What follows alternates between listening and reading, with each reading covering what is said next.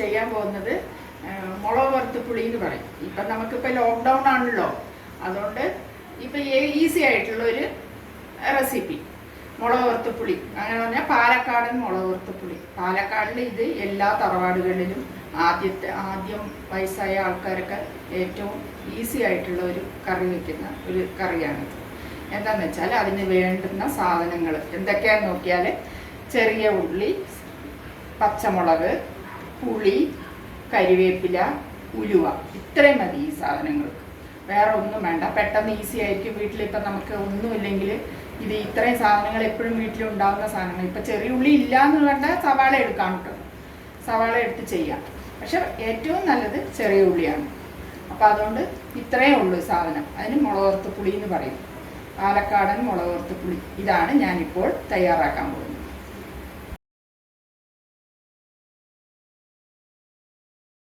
എല്ലാം എടുത്തു വെച്ചു.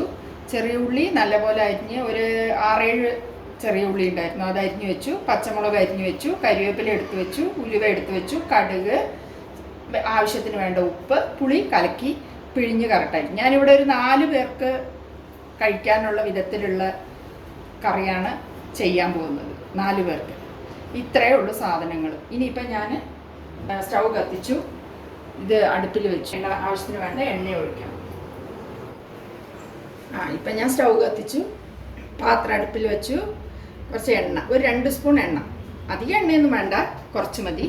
ഒരു 3 സ്പൂൺ എണ്ണ ഒഴിച്ചു.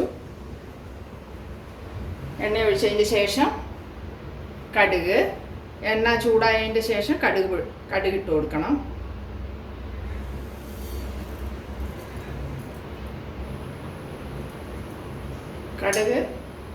കടുക് നല്ലപോലെ പൊട്ടിയതിന് ശേഷം മെയിനായിട്ട് ഈ തറവാട്ട് പുളിക്ക് ഉലുവയാണ് ആവശ്യം.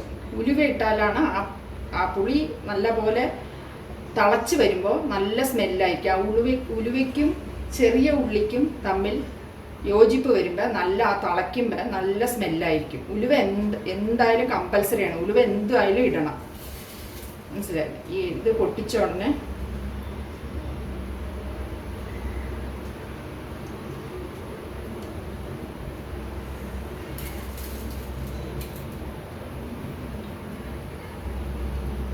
ഇത് പൊട്ടി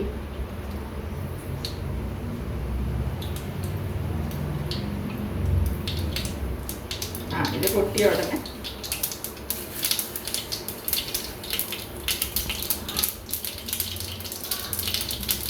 എപ്പോഴും നമ്മുടെ വീട്ടിൽ പച്ചക്കറിയൊക്കെ ഉണ്ടായിരുന്നു വരില്ലല്ലോ.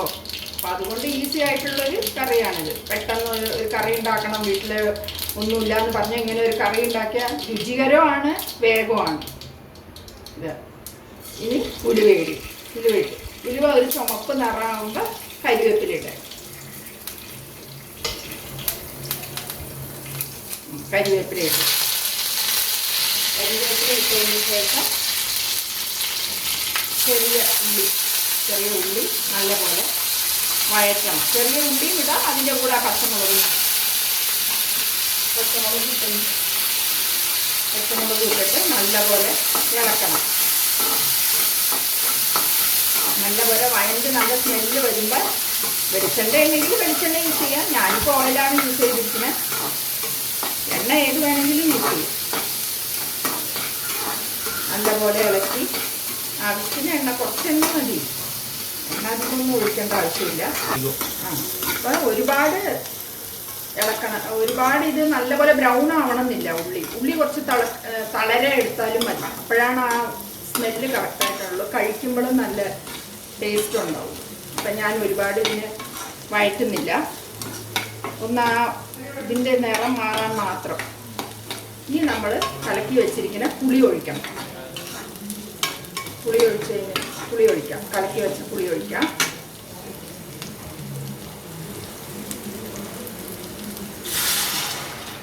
ഞാനിവിടെ 4 പേർക്ക് ഉണ്ടാക്കാൻ പോകുന്നതുകൊണ്ട് കുറച്ചധികം പുളിയാണ് ഒഴിക്കുന്നത്.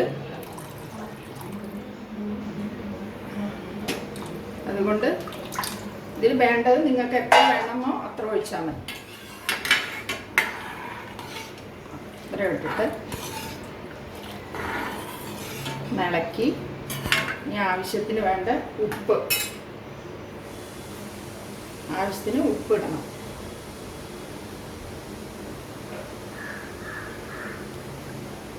പുളി ആയതുകൊണ്ട് നമുക്കൊരു 3 സ്പൂൺ ഉപ്പിട്ടേക്കാം. വേണമെങ്കിൽ നമ്മൾ ടേസ്റ്റ് നോക്കിയിട്ട് ഉപ്പ് ഇടാം.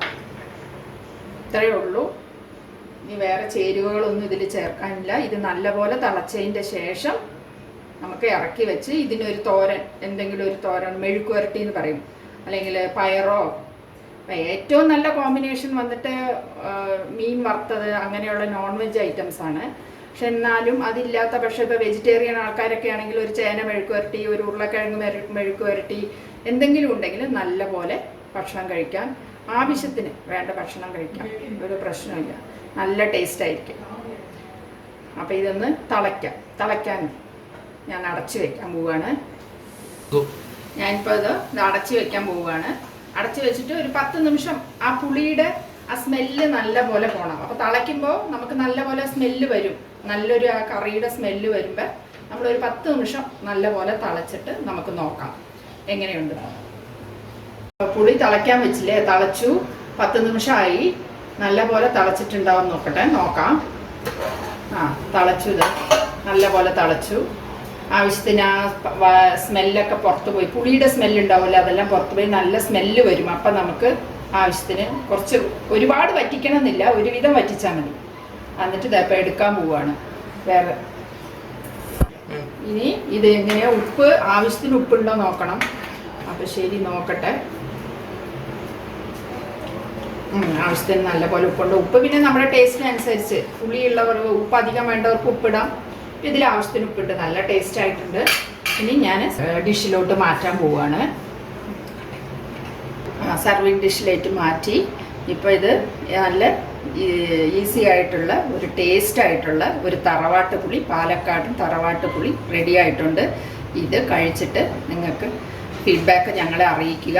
ഇനിയൊരു നല്ലൊരു ഡിഷുമായിട്ട്, ഈസി ആയിട്ടുള്ളൊരു ഡിഷുമായിട്ട് ഞാൻ നിങ്ങളെ കാണാം. അതുവരെയ്ക്കും നമസ്കാരം ഫ്രണ്ട്സ്, ബൈ.